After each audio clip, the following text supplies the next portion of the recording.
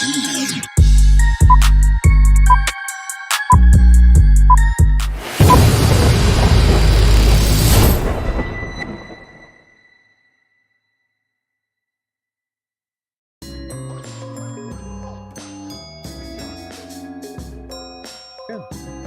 everybody, what is going on? It is Lou here, live from Aegis Comics of Alaska, Alaska's comic book shop, and I am here with local author and friend of the shop, fellow coastie, Richard Griffith. Hello. I hope everybody is enjoying. Well, yeah. Duh. It has been a warm day up here in Alaska for our guys who just watch us loyally every Saturday. It has been in the 70s today, I believe. Oh, yeah. Well, yeah, high of 72. That's like 90 where you guys are at in the lower 48. Hey, what's going on, Doug? Hey, Amy. The lovely Amy in the comments. We've got JC here on the side operating things, and we're just gonna give some shout outs here. Let's see who else we got here. So we got Doug, Amy. Who else we got on here? I suspect we got 6 of you on right now. Hey, what's going on, Star? Hello. Oh, hey, JC. So JC's here running things. And Star's JC, Amy. That way you know.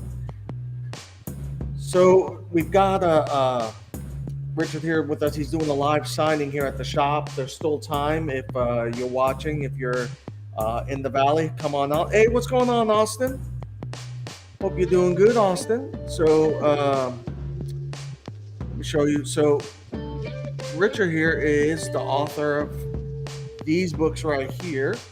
We have his Amazon link in the description below, and everything from a space detective to what was the one? Oh, it's all space detective. Most of these are the space detective series, except for that one. That one's the Levi Staker Monster Enthusiast, because the Vatican thought Monster Hunter was too confrontational, so he's a monster enthusiast. And then the one that really caught my interest, and I hope you're going to have several of these available for us here at the shop, along with your other books, of course, is this Not Quite Super. And we're really excited about having this book at the shop. And, of course, every book that we have here at the shop, Richard's going to be gracious enough to sign them. So you guys will have a treat when you come through. So why... You're serving our country. Were you search and rescue, or what? I was aviation search and rescue for 16 years out of 21 years in the Coast Guard, and I was Army before that. So. Okay, so what motivated you to suddenly to be an author? Well, I always had an idea for a book rattling around in my brain, and I used to give this guy rides to work every day. And I would talk about this book that I had ideas for. And finally, he turned me on to something called NaNoWriMo, which is the National Write a Novel in a Month Challenge. It's every November. He said, shut up about the book and just write it. Here's the monthly challenge. Do it in a month. So I did. And it became this book right here, Lady Excalibur. Wow. In which the sword of legend rises in modern day England and chooses a woman champion. And it turns out that there's a reason for the sword's return, and you'll have to read the book to figure all that out. But she becomes kind of a vigilante and a badass, and hooks up with some like-minded people, and Awesome. It's fun. Hey J2, welcome, brother. Been a long time, man. Hope you're doing good. You're healthy, and so this was your first one. Yes. So Lady Excalibur was the first one. And then let me see if I can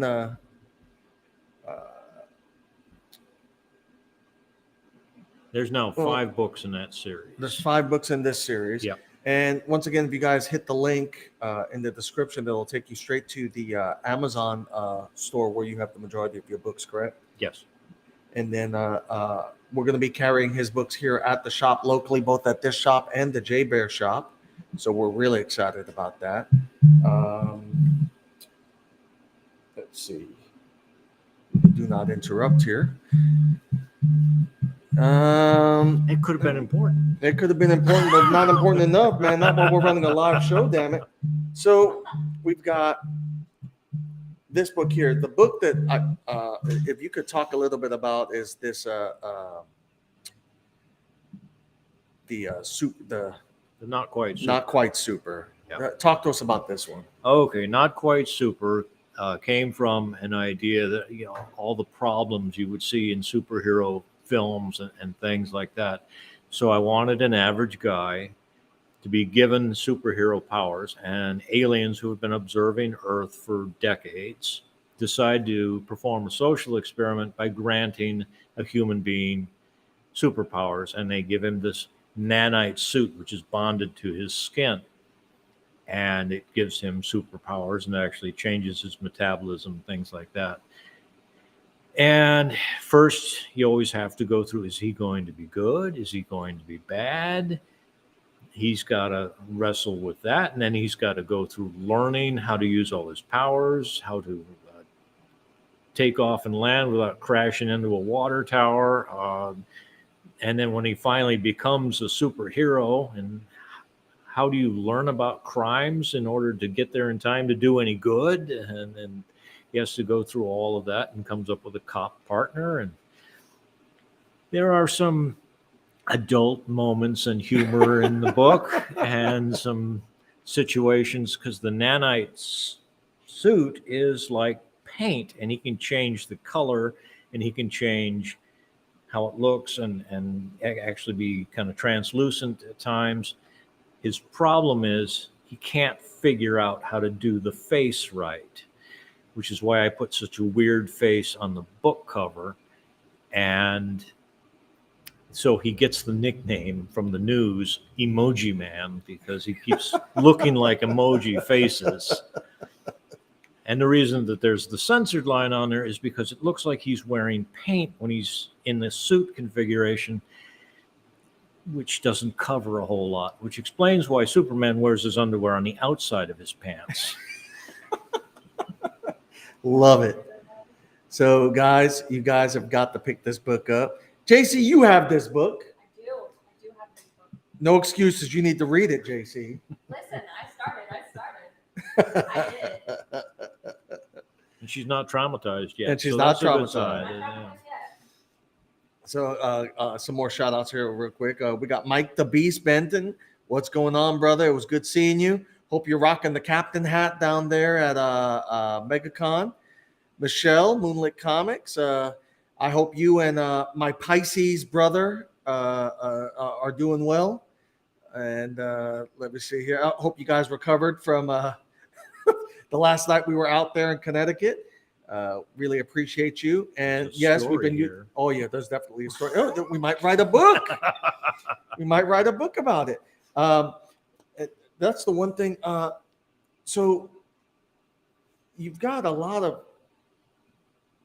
of titles that would definitely translate into the graphics, to the graphic novel side. Is there any particular reason why you haven't done that yet, or is it the difficulty of finding an artist? Or I can't that's just draw a not... straight line. I can't do a comic book. If I could find somebody who was willing to do it, I would most happily, do it and split proceeds with them. But no, I'm a starving artist. I can't afford a lot here. I think we may know a couple. I do all my own. I do all my own editing. I do all my own proofreading, which is why you'll still find mistakes in it after 18,000 rewrites. So I'm an amateur pretending to be a professional. But you have some great books here. Let's show them a couple of other books here real quick. All right. So this one here. And I can hold it for you. Okay. Bubba Ship 1. Bubba Ship 1 came out of the idea of, if every time you see these alien shows where they want to interview somebody that's been abducted by aliens, they always find the most ignorant sounding backwoods guy they can find. And I thought, what if that guy got the upper hand one time? Is the universe ready for Captain Bubba in his very own spaceship? Because that stuff that they tried to knock me out with, that weren't nothing compared to Pawpaw's moonshine. I mean, so Bubba Ship 1 was born from that. Oh my God. Oh, I love the description on the back of the book. Richard Griffith is a half crazy Alaskan just trying to survive another winter by telling stories born of his madness. And then the description of the book. What happens when a couple of aliens decide to abduct an average redneck? Nothing. It doesn't even make the news. But what if the redneck in question got the upper hand? What if the world ended up with Captain Bubba in his very own alien spaceship? Now that's a story. Now that's a story. Yes. Guys, we have this book available. Oh, we'll have this book available at the shop here. Yes. And let's show them the next one. All right. So Dude, we got some content today. We got several books here. All right. So we got Janitor 51. This is actually my best-selling book. Janitor 51 was born out all my years in the military watching the cleaning crew just walk into the most secure areas. Nobody ever asking them any questions. And I thought, if those people are paying attention, they're probably the best informed people on this base. So I thought, what if there's a guy like that at Area 51? Goes everywhere, knows everything, has the keys to everything. So what happens when he's the last guy in the last line of defense? Oh, and Michelle, the link is in the description. It'll be under Robert Griffith's name, and it's straight to his Amazon store. And let's hook him up, man. This is some great stuff here. Does Amazon do the fulfillment, or do you do the fulfillment? No, Amazon does. Amazon will direct ship right to you. Oh, okay. And then, so the description on this one, when you're a janitor, life can be fairly routine, even when you're a janitor at the most secure facility on the planet. Your job can be pretty boring. But when everything goes wrong, and you are the last line of defense for Earth, things can become exciting really quick. Come follow the adventures of a lowly janitor at Area 51 on a night when nothing goes right and the fate of the world depends on one man and his skill with household cleaners. Read the tagline for that book.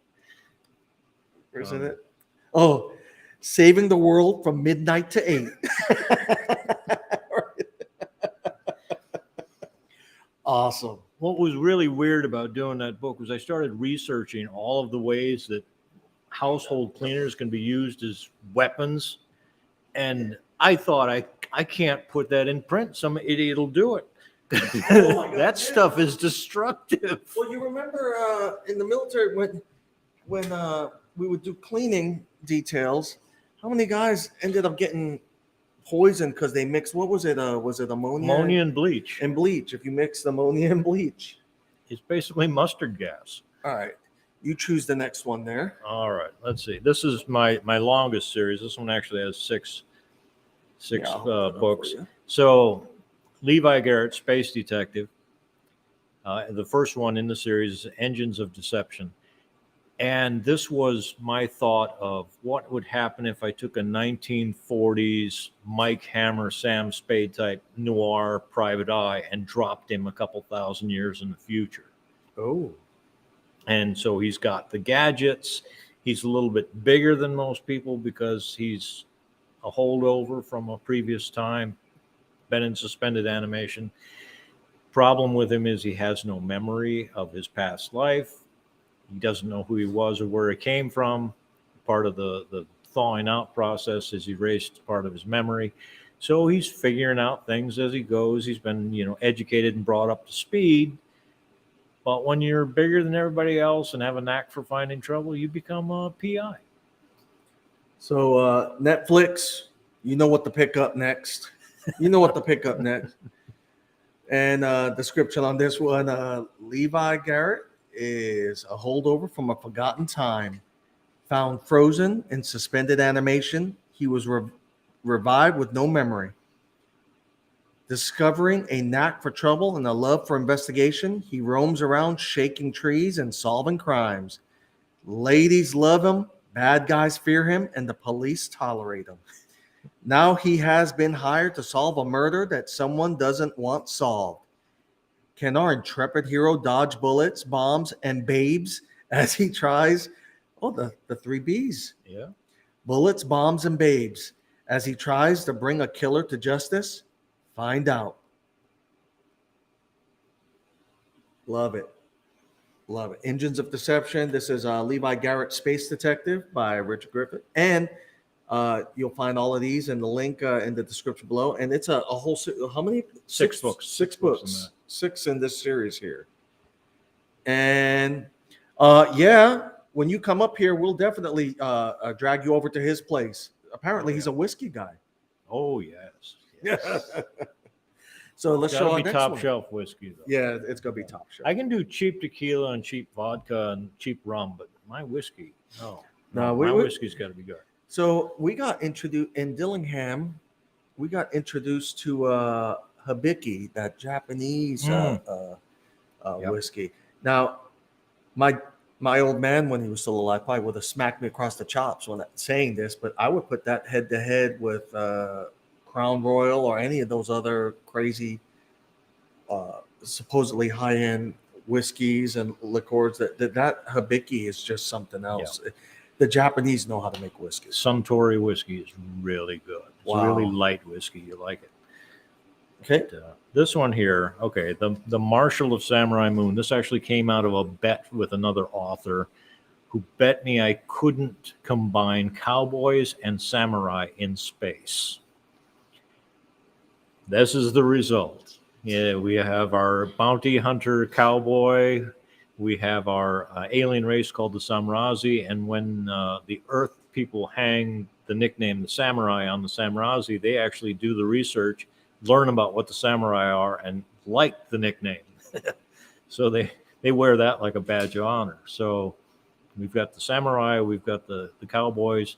Then throw in a few space pirates and a missing Wells Argo stage, which is a banking stage, and a search for treasure, and you've got the Marshal of Samurai Moon. Oh my God! So this is like a this is the Cowboy Bebop we deserved. I love it. So space is the new frontier, otherwise known as the new Wild West. Humans have branched out across the cosmos and met new species, the most similar in technology being the Samurazi, nicknamed the Samurai by both humans and themselves. Enter Wyatt Toronado, a bounty marshal charged with bringing in the bad guys and introducing peace to the galaxy. Now contracted to find a lost ship, he must now add pirates to the list of hazards to his daily duties. Bounty hunters, pirates, and samurai. Can life in space get any more complicated? Find out. Yes. I say yes to this one, 100%. And I think we need to find you an artist to do some graphics on that bad boy. Yeah. I think we can get a graphic novel out of that. But, brother, so what's your inspiration for this? It's typically you're talking to somebody and all of a sudden, or what's going on? I've written entire books off of two-sentence conversation. I wrote a book called Mirror of Spies because a friend of mine said, you should write a book where you have twin brothers that are on opposite sides during a Cold War that don't know about each other. And I said, how the hell do you do twin brothers who don't know about each other on opposite sides? And he's like, yeah, you're the writer. You figure it out. So I did. And I wrote the book Mirror of Spies, which is one of my worst selling books, by the way, but still, Really? I like the concept. So the funny thing about this one, Marshal of Samurai Moon, was this was the only book I ever wrote that I thought I was going to do a sequel. I was going to base a whole universe off of this book. And it's the only one I don't have a sequel for. It's by itself right now. It will grow. It will grow. But So, right now it's just a seed. so the reason I brought up the graphics of how have you felt you've been embraced by the by the other side of the reading community, the comic community, because we met at our Comic Con out here, and then we did Art of Comic Con together. How's the reception been for that side of the reader fandom, I guess? It's been great. The comic book community really embraces sci-fi really well, and of course, urban fantasy very, very well. Um, I haven't gotten too much in the horror aspect of comics. Horror comics, when I was growing up, really weren't a thing, and now they are, of course, with the Walking Dead and some of the others. But so my zombie books is just now, basically trying to get into the comic book world. But the actual embracing by the comic book community has been absolutely wonderful. Yeah, it's funny that you say that about the horror books. I think now I'm in my 50s. Are you in your 50s? Yes. So our generation just barely missed that niche because our parents grew up on the westerns and then some of the horrors. I believe some of the early horror books like what the hell was it? It was House of Creep Mist. Show, Creep Show. Well, we had Creep Show. Yeah. We had Creep Show. and there was like Weird War. I remember that one. But I think the bulk of books that were thrown at us in our childhood were like your Sergeant Rocks and GI Combat, The Unknown Soldier. Gravedigger. Did you ever get into that one? No, Oh, that was a good one. but I got into Ghost Rider, the original 1970s Ghost Rider. Which, by the way, guys, this isn't a sales pitch. I could care less if you ever buy the book in my shop. I will tell you that it sells out. The new Ghost Rider is legit written like a horror, like the 1970s horror books. It might be the best book Marvel's put out in a couple of years. So the new Ghost Rider title, they just relaunched it again. They tried a soft relaunch last year. I think it kind of flopped. This year, they literally went back to the old 1970s roots of that storyline, and it is legit a horror from issue 1 to the current issue, and it could literally translate into a live horror flick, no problem. And that's why I like about a lot of these books. They're essentially screenplays for movies. Yeah. What do you think your biggest influence was growing up? Well, to be honest, I was a horrible reader as a kid. I didn't want to read, didn't like it.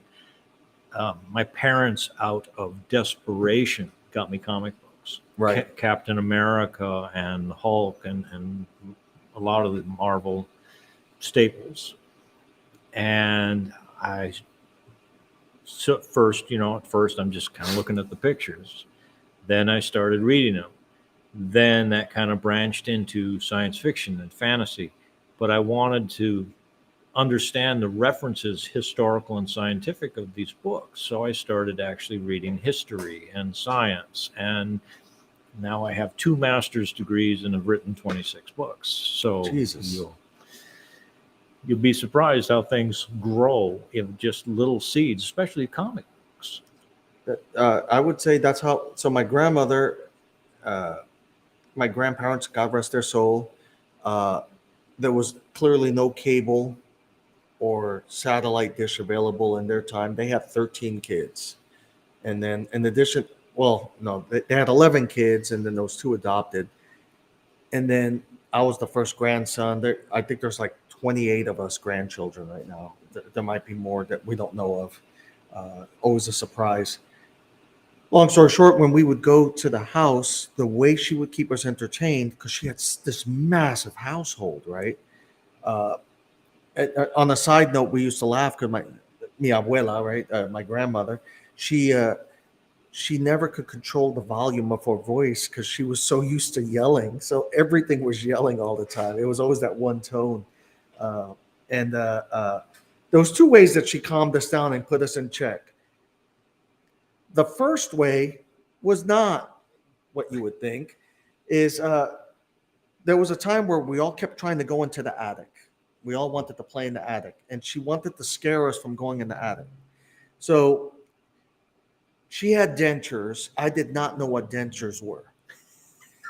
she turns around and she's standing at the top of the stairs to the attic, and she tells us, "Stop going up in the attic." I think we're like 4 or 5 years old. We're like 4 years old because I remember being traumatized. And she said, and she's telling us in Spanish, "If you go upstairs, El Cuco is gonna do this to you." And Cuco is the boogeyman in Puerto Rico, and she pops her dentures out. And I didn't think that any human beings could run that fast backwards. Like we were out of there. And I remember she thought it was so funny on a side note, and she's trying to give us a kiss later on, and we're not having that. We're not having any of that. It probably took months for us to let her kiss us on the cheek again after that. The other way she would calm us down is with comic books. Clearly, she could not afford comic books for 11 kids plus all the grandchildren. So at one point, there was like 13 kids in the house with grandkids and everything else. And so she would go to the grocery store. And for those of you that know these stories, back in the 70s, and I believe even as late as the late 80s, for my comic historians, you guys can vouch for this. But they used to, so here at the shop, if I have to return a book, it's next to impossible. Back in the day, in the 70s and 80s, you would get credit if a book didn't sell. I could just go to my racks. Any books that didn't sell, I just ripped the front cover off and mail the cover to the publisher, and the publisher would give me a credit. I could then just take the books. I wouldn't sell them, but I would throw them out. In the case of my grandmother, the local grocery store that had all the comic books, they would just throw them in a trash bag, wait for her to show up, and they would give her this giant black trash bag full of all these books with no covers. And that's how we got introduced to the comic books. And I remember my first comic books that we got exposed to as little kids, because my grandma didn't read them. So I got exposed to Warlord, Unknown Soldier, GI Combat. I remember Sergeant Rock. One of my favorite books of all time, which DC Comics you have destroyed, is Legion of Superheroes. You guys probably are looking at me like I'm crazy, but Legion of Superheroes in the 70s and 80s was one of their best books, hands down. Legion of Super, because you had these superheroes, this academy of superheroes in the future that were all like our age. They were junior high school kids that were all, there was Cosmic Lad and Space Lad and Wolf Lad and blah, blah, blah. But they were all, they weren't adults yet. And they were all superheroes, so we could kind of relate with that. And then, of course, the Shazam books. The fact that as a kid, a poor kid, you could yell the word Shazam and all of a sudden become Superman, essentially. That always attracted my attention. So that, I think, unfortunately, this generation misses out on some of that. But luckily, like what we saw today, you saw how many people came in here with their kids and stuff, coming grabbing comic books. Yeah.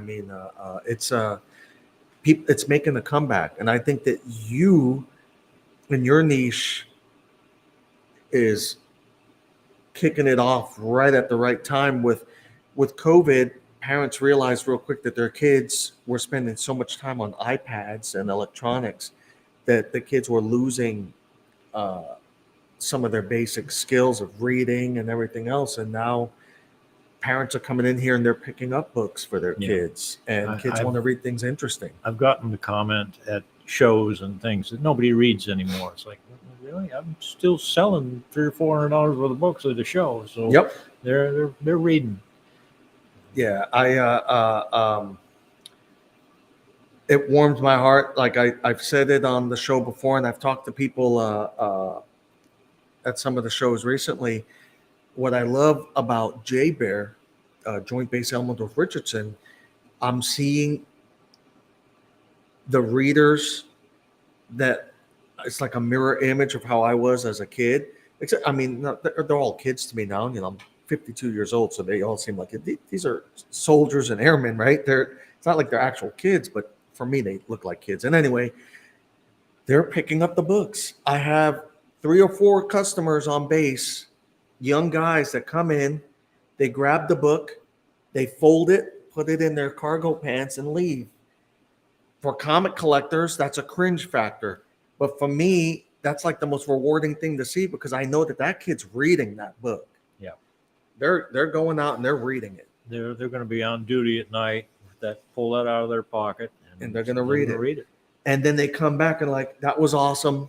Where's the next one? Yeah. And it's like a sincere hunger for the storyline. And that, I think that's what keeps the hobby really refreshed. Because we can be covered. Yeah, yes. That phrase of, do you have anything else like this? Yeah. And then you know it's going to build. Yeah. That's, what's your top selling book right now? Janitor 51 is still my best selling book. People like that underdog appeal of the janitor being the guy that everybody has to rely on in the pinch. So that actually, and of course, you know, the idea of a janitor as the hero always strikes people as funny at first until they start thinking about it and they're like, that actually makes a lot of sense. Yeah. How about what do you have lined up for the future or near future? What do you got going on? Well, I'm working on 2 books right now. I'm working on The Apocalypse Fraud, which is a story about a science fiction story. There's been a war between a federation and an empire for years, and there's this planet out in the middle of nowhere, just a few colonies on it, and they send out their armies. They're going to take it over, and the only reason anybody wants it is because the other side wants it. There's nothing there that they really want. And the 2 armies line up across what's called Apocalypse Valley. And all of a sudden, one guy runs down there into the middle of the valley by himself, throws his gun away, drops his belt. Soon, somebody else from the other side comes down. And they start talking. You want to fight? I don't want to fight. You want to fight? I don't want to fight. And so they kind of make a deal.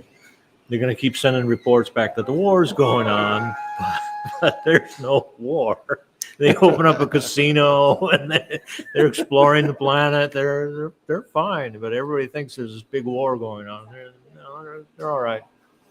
To read about their adventures, how things go on and develop, and some of the problems that they have to overcome, you gotta have to read the book.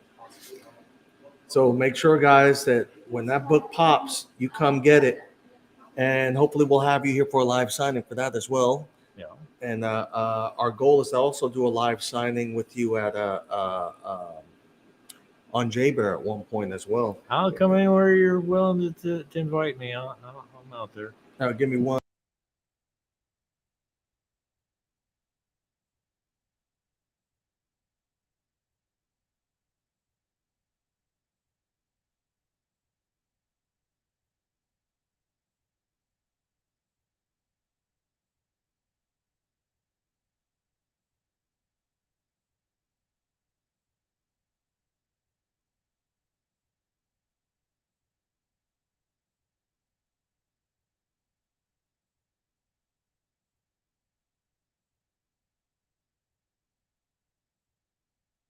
All right, we're back. And so we definitely want you on J-Bear. I think the troops will love seeing you. And then, of course, have you back here for a signing. And we will have your books here available at the shop. So we're excited about that. Where else can they purchase your books? Oh, you can get it through the Barnes & Noble website. You can get it through Amazon. And those are right now the only places out on the market that are legitimate that you can buy it. And I've seen them on some pirated websites, but The bootleg. I prefer that you didn't go there because I don't get a royalty if you go there. So They already bootlegged your book. That is like a sour.